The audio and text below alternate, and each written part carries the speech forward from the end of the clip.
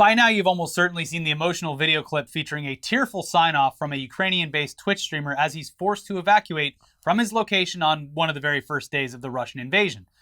If not, here's a clip of that video featuring Escape from Tarkov streamer Bobby from his February 24th live stream on Twitch. I love you guys. Thank you for whatever you've done to me, for every single one of you, all of you. I just wish it will not spread from here to everyone else. Hey, Bob, I love you guys. None of this is in your hands, dude. Don't blame yourself. Your stream and I noticed you're hopping off. I just wanted to wish you good luck and everything, brother. Best wishes, Bob. Thanks, brother. To all of you, thank you very much. Now, thanks to some incredible reporting by Micah Lowinger from On the Media, we know what has happened to Bobby, how he's been navigating the wartime conditions of Ukraine, and how his Twitch and Discord community came together to help him make his way to safety.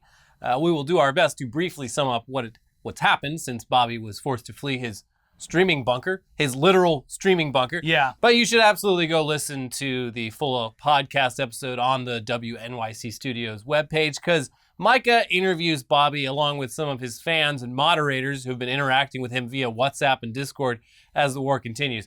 There's a link to the full version down in the description below. Yeah, in addition to the reporting from Lowinger, we have a detailed backstory from the streamer himself shared on a website that he'd been running as an Escape from Tarkov training academy. So let's start there. Bobby, not his real name, was originally from Poland and moved to Ukraine a decade ago to start a business. But through instability in the region, first caused by Russia's annexation of Crimea and the ongoing conflict in Donbass, his business was suffering. And things got even worse when the COVID pandemic struck, and he lost his investors and then his business entirely. Now, by this point, he'd been playing Escape from Tarkov as a way to stave off depression, and he'd gotten very, very good at the game, dedicating thousands of hours to it. Couldn't be me, but God bless him. Yes. So yeah, during the pandemic and with little to no options financially, Bobby took the advice of a friend and decided to try streaming his gameplay live on Twitch, and also started an online training academy for people who wanted to learn and perfect that very specific set of skills needed for this game. And if you listen to the podcast, they have clips of him from his training academy, and they're like, he was not... Look, you knew what you're getting yourself into when you wanted basically to hire a drill instructor to yell at you in the game, because he would play with people that wanted to be trained and be like, "What are you doing? Leaving me here to die?" Like screaming about like things that they were doing wrong in the game. It's very intense, but look, if you want to get good at a war game, you're going to get yelled at like it's a drill instructor. And who knows, maybe someday those survival skills could come in handy in real life. Yes. But yeah, in order to afford a place to stream from that wouldn't annoy his family or his neighbors, and also to reduce any background noise, Bobby actually secured a bunker through a family connection. And yes, an actual bunker, an underground military storage unit at a compound 30 kilometers from his home, where he used mobile internet to broadcast his streams. Between his streams and his Tarkov Academy, Bobby was able to put food on the table and a roof over his family's head, until that night in late February when Russian forces had started invading Ukraine, forcing millions, including Bobby and his family, to evacuate. So in his reporting, Lowinger is able to make contact with viewers and moderators involved in Bobby's Twitch channel, and Bobby himself, who is currently at an unnamed location, still within the borders of Ukraine. The podcast details his initial escape, then putting to use the practical skills that he'd acquired by playing Escape from Tarkov for a reported 18,000 hours. Things like positioning, movement timings, analyzing live fire. Like he's like able to calculate how far the sounds of shelling were in reference to his position, and how if they were getting closer or further away. It's pretty fascinating. He also goes into how he can anticipate enemy movements and so on. Here, listen. From Tarkov, I learned how to calculate the speed velocity of a gun and bullets which are shooting at me by estimating the sound of the bullet. And in real life, it's around 350 meters a second. Even though there aren't shells or missiles in Tarkov, he applied this technique to figuring out where an explosion was coming from. I was able to actually estimate the distance to explosion by seeing it and counting the time to hearing it. I was able to understand that this explosion is 1.82 seconds away from me. It's 700-ish meters. He realized that the time between explosions seemed to be getting shorter. I told to my family we're leaving, and everyone was shouting, "Where are you going? They're bombing." I said the shelling is around 1.5 kilometer away from us and it's coming towards us. So we will go opposite direction. I think the people in the basement, they were thinking we are mental, but we were actually right. So yeah, literally taking things that he learned from the survival game and using it for real life survival. Yeah. And in addition to that, Bobby had help from the previously mentioned fans and mods who were able to track Bobby's general location and help him navigate his escape by sending him PDF maps and directions through encrypted messaging, as well as monitoring movements of Russian soldiers and convoys through the meticulous scouring of news reports and social media. So we created a map for him on Google Maps and sent it to him as a screenshot and with the instructions page that you can print from Google Maps as a PDF so that he could pull it up on his phone but turn off his data and everything else to try and make them as invisible as possible. Because I had their information, turn here left, turn here right, they were able to guide me through the countryside, which I'd never been before. So in one scenario, while camping out at a hotel on their way to the border, his Discord members alerted him to nearby movements of Russian troops, which motivated him to disconnect the battery on his car. Mm-hmm. The car's alarm was being activated by the vibrations of nearby shelling, and it could have given away their location if it alerted troops. Those troops ended up passing by their location without stopping to investigate. So would have never occurred to me. It's crazy. It's a crazy story. Yeah, it's wild. I mean, these people were dedicated. These were dedicated mods. When you listen to the podcast, there's one mod who was working all of his streams for him for free. And dedicating their time now to helping this guy escape potential death for him and his family. It's a crazy story. I mean, the people helping Bobby researched the best locations for him and his family to travel to before their inevitable escape from the country. So they analyzed villages near the border to see which one was the best one for him to go to avoid positions of Russian troops. They settled on a small village near the border, and they sent Bobby maps and instructions on how to get there. And upon arriving, Bobby noticed that the locals were in need of supplies, food, and other essentials in order to survive what could be a lengthy war. So he decided to stop running, and he decided to stay in this village and use his newly found fame for good. I said to my wife, honey, let's use this momentum, what we have. Let's stay here and help those who are really forgotten in this whole conflict. Because if I run to Poland, I'll watch the news from Ukraine, I'll hear your mom or your grandma who is blind, suffering, going through it on her own without us. I will feel like a coward. I will not be able to watch myself into a mirror. But for the last few days, when we're actually actively helping families to run to safety, it changed my life forever. Because the mental and moral reward for help with no interest cannot be replaced by any other action or activity in life. Wow. So Bobby has now started a charity called Gamers for Ukraine, where people can donate funds that will be used for sleeping bags, power banks, radios, warm clothing, hygiene products, and so on. In his reporting, Lowinger says he's received photos from Bobby of food supplies and stories of his work with refugees trying to escape, along with plans to renovate one of the local buildings, converting it into a hostel for refugees on their way to the border, which is all incredibly selfless and noble of him. Yeah. It's one of the more heartwarming stories that you can get out of a horrific event like this. Be better if none of this was happening in the first place. But, yeah, of course. Yeah. But this is inspiring and uplifting in the midst of the very depressing things that are happening. Yeah. We will, of course, leave a link to the charity in the description below, alongside the link to the full episode of the podcast where you can hear all these people share their stories. As for his career in gaming, Bobby says that he absolutely misses playing Escape from Tarkov and wishes things could go back to normal so he can continue playing the game that he loves. A game that not only aided in his survival in real life, but also may help countless others as a result. Yeah, and I mean, in the wake of this, he has used the fame for good, but his channel has blown up. It's gotten very big. He has posted sporadic updates of him in hiding to give an update on his status, which is essentially just him sitting in a dark room. But yeah, let's keep our fingers crossed that this conflict ends as quickly and humanely as possible, and that he can get back to streaming Tarkov. Sorry, we have a little emergency here too. In hell. Yeah. But yeah, and that way he could continue streaming and doing what he loves to earn a living. Yeah, I just the only shame is would have been really interesting to see what he would have done with just random gun parts that he acquired during his journey. Yeah, fashioning them together into some just hideous Frankenstein of a gun. Yeah. Like a true Tarkov champion. They do mention that too. They're just like the game just kind of tosses you in and you have to kind of figure everything out, which is the scenario that he was put in inadvertently by this conflict. Yeah. But it's like a meme even in like IRL gun culture. Like look at this Tarkov ass build this guy. This fucking knife attachment, 3 flashlights, 2 tripods. So there you go. Yeah, you can have fun with it. Mm-hmm.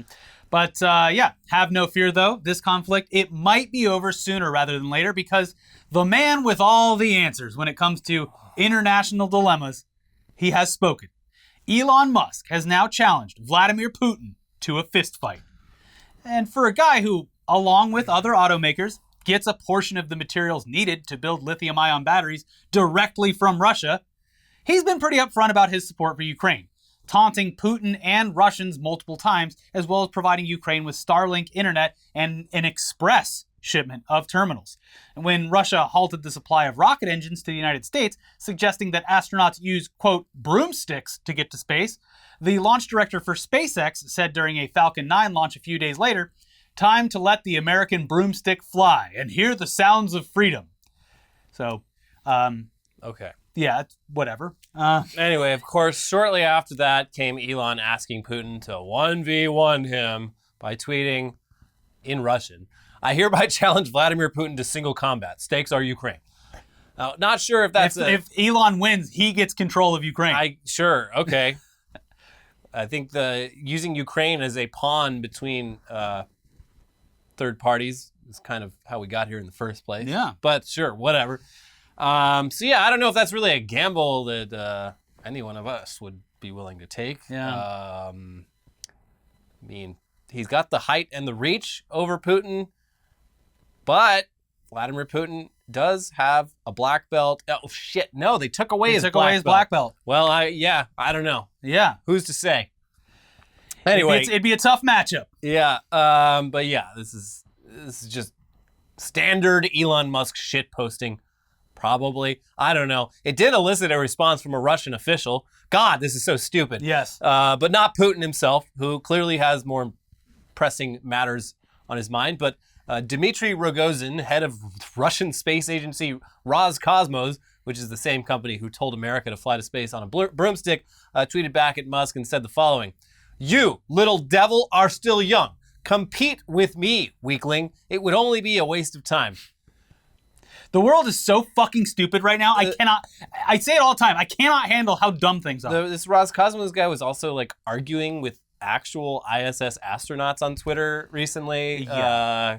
Just fucking flaming each other on Twitter. Like, this is all so stupid. Mm-hmm. God damn it.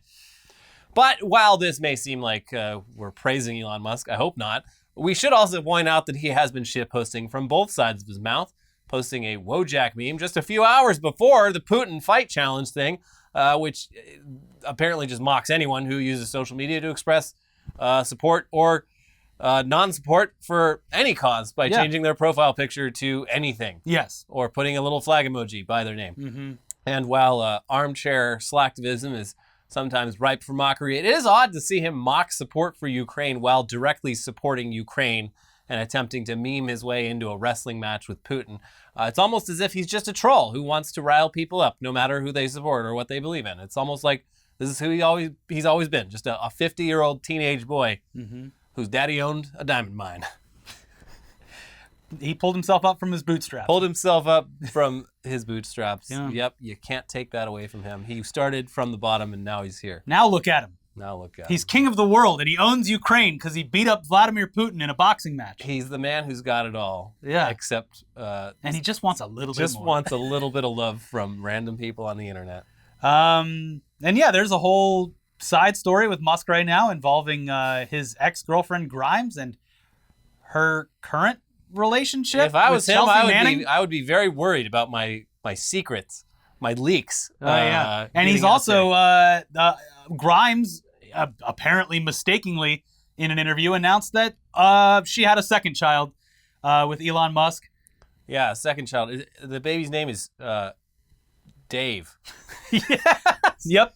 No, the funniest take I saw on it was a Twitter link about it, It was like Oh, yeah. Musk announces Bitly, it was a shortened link, and someone goes, "Is that the name?"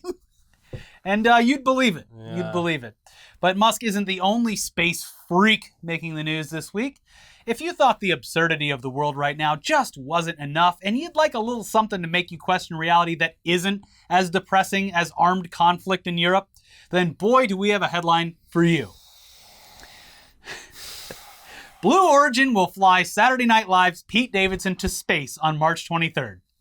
Yes. I don't remember asking for Pete Davidson news just in my face every fucking day for the last 2 years.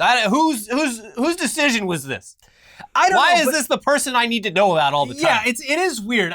Pete Davidson, who is arguably more famous for his celebrity dating history than his comedy would have ever made him. Have you seen The King of Staten Island? Well, even that is recent. Like, he started out as just like an MTV co-host. Yeah, just a guy. Just a guy with a big fucking dick. And like I've said before, look, I'm sure he's funny to some people. I can't remember an SNL sketch with him in it. Yeah, no, I have nothing against him personally. At all. I just find it very strange that he is like a person that I'm supposed to know about and care about and hear about all the fucking time. Yes, the most famous people in the world are Elon Musk, Joe Rogan, and Pete Davidson. Yeah. But anyway, Mr. She, fire away. Yes, Pete Davidson, who, like we said, is a celebrity for reasons we can't begin to understand, and who is also currently in an increasingly tense battle with Kanye West over his romantic relationship with Kim Kardashian. That Pete Davidson is going to space. We did it, everyone. Here's TechCrunch with more. Blue Origin has announced its next roster for a flight of New Shepard to suborbital space, and it includes Saturday Night Live's Pete Davidson, as well as angel investor Marty Allen, nonprofit founder Sharon Hagel, her husband and Tricor CEO Mark Hagel, entrepreneur Jim Kitchen, and commercial space technologies founder Dr. George Neild. This will mark a notable milestone of being the ugliest group of people in space at a single time. There, I said it. It's a bunch of old rich people and Pete Plus Davidson. Pete Davidson. Mm-hmm. Such a nice boy. He is a nice boy. He's got a big dick. Hey, Pete, why don't you show us your rocket while we're up here? So the article also adds some details about this launch. They say, quote, the Blue Origin launch will take place on March 23rd with a tentative takeoff time of 8:30 a.m. Central, 9:30 a.m. Eastern, from the company's launch site in West Texas. Now, better double check that safety check. Now look, these launches are going to continue to happen, apparently with a celebrity added to the mix every time in order to keep the public interested in what is essentially an obscenely expensive way to experience zero gravity. See, this was NASA's big mistake, was public sentiment fell off. No one cared anymore after they went to the moon. And so they had to send a teacher up. That didn't go so well. Finally, normies in space. Oh, shit. Yeah. Well, so far this has been a success, but it should go without saying that, and again, we hope that nothing bad happens, obviously, but if something were to go wrong with this specific launch, it would be the beginning of a never-ending conspiracy theory where Kanye West had direct involvement in the sabotage of a rocket ship. Yeah, he's got his fucking pantyhose mask on, creeping around the in launch Texas, site, just snipping the wires. Yeah. I mean, it is so far from the realm of reality that would actually happen, but it would still be something that lives in the minds of everyone. There is no person, whether you're susceptible to conspiracy theories or not, that wouldn't at least question the involvement of Kanye West in a catastrophic failure of this launch. Or he stows away on the rocket, kills Pete Davidson in space. It's a space crime. Space crime. Can't prosecute. It's like that zone in Wyoming or Montana where murder's legal. Yeah. Because there's nowhere that where's the space cops? What are they gonna do? Oh, you're gonna send me to space court? Oh, there isn't a space court? You can send me to space jail? Oh, there isn't a space jail? Mm-hmm. Well, see you later. My work here is done. Yeah, so be careful, Pete. And to be clear, again, we have to be very clear on this. Obviously, we don't think that Kanye West would do or could do something like that. But you'd always have that question in your head. Did Kanye West sabotage a $1 billion rocket ship in order to kill Pete Davidson for sleeping with his wife? We hope this whole thing actually goes smoothly and that the only thing there is to talk about afterwards is how weird it is that Pete Davidson, of all people, went to space. But the timing of it is just so strange. You have to wonder, don't you? Yeah. But we're playing into it right now. That's the thing. Kanye West is getting what he wants right now. It's a brilliant move by Mr. Bezos. Like, if he wasn't pissed about the text that Pete Davidson sent the other morning, he's definitely pissed upon hearing that Pete Davidson is going to beat him to space, because Kanye West, as a billionaire, has space aspirations. Oh, of course. And Pete Davidson, who is very far from being a billionaire, yeah, okay, I'll go to space. just locked into it. Okay, I never really thought about it much before, but Bezos yeah, I'll go to probably space. doesn't even know who he is outside of the fact that he's dating Kim Kardashian. Yeah. Yeah. Okay. Bezos is like, look, I know what it's like being on the wrong side of a scorned lover, so I empathize with you, Mr. Davidson. They leaked my texts, goddammit. They did. Yeah. So maybe that's what it is. But he got the last laugh. Looking like a supervillain out on that yacht. Yeah. Grabbing his girlfriend's ass, rubbing lotion all over her. Dressing like a fucking Cuban. Yeah. He loves it. Wearing the Dan Flashes shirts. He has, like, you can say stereotypes exist for a reason, but he has big divorced dad energy. Yeah. And he is flaunting it without shame. Yeah. Because who's going to shame him? Exactly.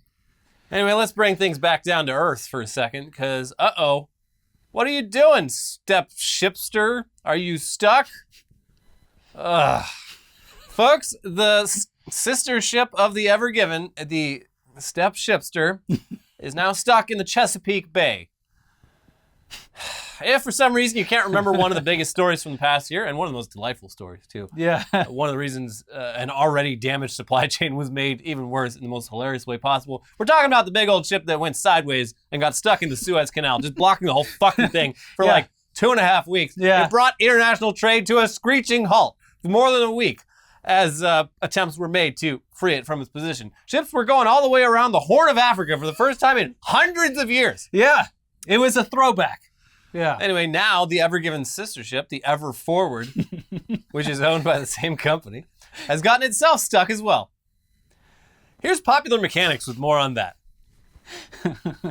A colossal cargo ship named Ever Forward is not living up to its name. The container ship, which ran aground in the Chesapeake Bay late Sunday evening, is reportedly owned and operated by the Taiwan-based Evergreen Marine Corp. If that name sounds familiar to you, it should. The shipping company is responsible for one of 2021's defining moments.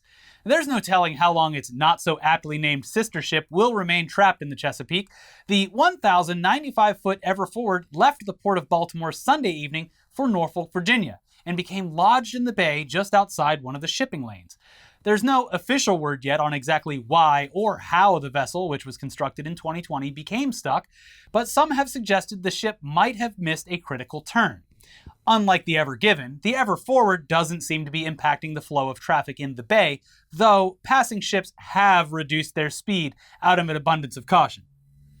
It was smart making the Chesapeake Bay so wide that no one ship could block all of it.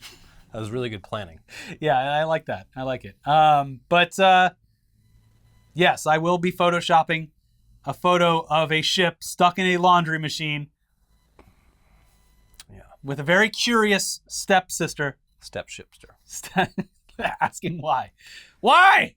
I wonder how many of these ships getting stuck in the Chesapeake Bay it would take to actually block the whole thing. Yeah. There's like 100 Ever Givens all just they just start piling up. Yeah. And this we didn't really report on it, but there was also a big old ship that got stuck out in the middle of the Atlantic and just burned. With a bunch of luxury cars on it? Yeah, and apparently maritime law stated that it's not actually called Finders Keepers law, but that's what they referenced. And like, if you could make it out to it, you could take whatever you want because they abandoned the ship, but then it just sank because it was on fire in the middle of the ocean. From a bunch of lithium batteries.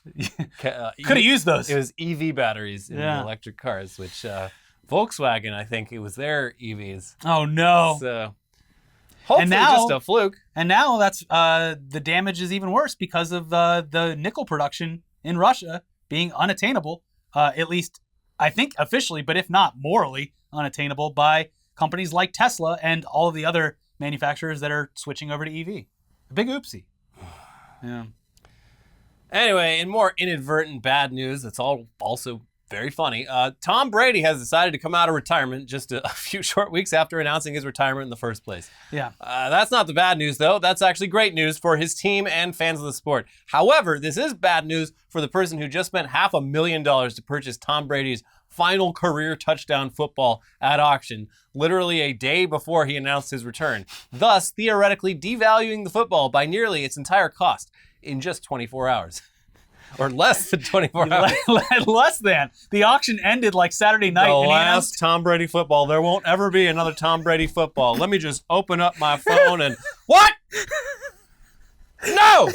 Yeah, imagine like going to sleep that night. You got the football there. You place it so delicately. You got the glass around it. You're like, this is the greatest night of my life. I'm going to go to sleep and I'm going to press do not disturb on my phone because I'm going to sleep like a baby tonight, knowing that this football is only going to increase exponentially in value as time goes on. Why, this football in 20 years could be worth millions. This football here, the one that's putting my kids through college. The last football ever.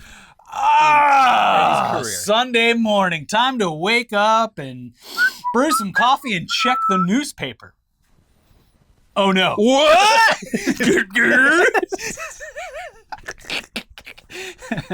So yeah, here's CBS Sports. The ball that Tom Brady threw 55 yards to Mike Evans that turned into a touchdown in the 2022 NFC divisional round sold at auction for $518,628 on Saturday. More than $500,000. Yeah. The ball went for such a large sum because at the time it was assumed that the ball was the last touchdown the Tampa Bay Buccaneers QB had thrown in his storied NFL career. It was until Brady announced on Sunday night that he was coming out of his brief retirement and will be playing for the Bucs again next season. It almost feels like it's out of spite for the person who bought the ball. Like the timing is just so perfect. It does seem like something Tom Brady would do. He's like, Oh, damn. this guy thinks he's, wouldn't it be hilarious? Wouldn't it be really funny if I came out of retirement to spite this one person? So honestly, the ball itself, it isn't completely drained of its entire value. I mean, it's still a game ball that's signed by Tom Brady. Filled up with about 80% of the amount of air it's supposed to have, as is tradition. He hasn't done that on the Bucs though. So that we know of. But yeah, this ball is no longer worth... It's just a Tom Brady ball. It's no longer worth anywhere near $1 million or $500,000 because it is no longer Tom Brady's final career touchdown ball, barring some horrific injury in Brady's This first guy's game going to back. go kill Tom Brady. Yeah, it's like a Kanye-Pete Davidson situation. Yeah. If something happens, even if this guy has no involvement, the question will always remain. He's going to break into Tom Brady's house with a knife and like slice his Achilles tendon. No, he's going to throw a banana on the field. Oh, yeah. Whoa! And then people are going to accuse him of being a racist because that's a common racist tactic used by European sports fans, throwing bananas on the field. Well, you're the one wearing the shirt, buddy. Just imagine being the guy or gal to win this $500,000 auction only to wake up to the news that Brady's coming out of retirement the very next day. Like, at the very least, you got to be a Brady fan to buy this ball. So you're probably at least somewhat happy. And you also have to have a good amount of money to spend it on something like this, unless this was an investment made entirely on speculation. It's funnier that way. It's Yes. sadder. It is sadder. But it's probably just some fucking billionaire jackass who's just like, oh, sure, whatever. Yeah, look at that. This is his last ball. Oh, it's not anymore? Well, whatever. The NFT of it sold for $5 million. Send it to the garage sale. Yeah. But anyways, yeah, it sucks, but it's also very, very funny. I mean, maybe there's some inherent value in the ball being cursed now, or the fact that it's actually famous for having its value overinflated by its involvement in a months-long retirement. It's like an inflate gate. Yes. The price inflation. Yes, this will take over the blue link on Wikipedia of Inflategate. Yeah. It's the inflation of the football now in monetary terms. Yes. Yeah. But yeah, who knows? Still sucks for the auction winner. It is funny, but it still sucks for them. What are you going to do, though? What are you going to do? What can you do? I would find a way out. Put that football in the Blue Origin rocket, then it's the first football in space. That's true. Hey, new value. And then probably. The capsule blows up and the ball's destroyed. Yeah. And it's Kanye West's fault. Yeah. Here we are in this reality, and you're stuck in it with us. So enjoy it. We'll keep doing the news. You keep watching. Hey, subscribe if you to the live in, channel. If you live in Austin. If you live in Austin or Texas, I know it's a big state, but we're performing, we're going to be on stage talking into microphones on April 1st. But no April Fool's. It's actually happening. It's actually happening. There's going to be a link in the description, and I'll put one as a top comment. So it's where you can buy tickets. Come see us April 1st, Austin, Texas, at some theater downtown. We're opening up for Rooster Teeth. So if you like us and them, it's a double win. I'm going to show up 10 pounds heavier than I am right now after eating the largest multiple barbecue meals in my life. Yeah. I'm going to be sweating barbecue sauce, and we're going to have some fun. It's going to be great. So we'll see you there. Get your tickets now. And in the meantime, watch the 2 videos we have over here. Brand new video, brand new Weekly Weird News, and a new news dump. Check both of those out, and we'll be back for some tech news shortly. Bye. Bye.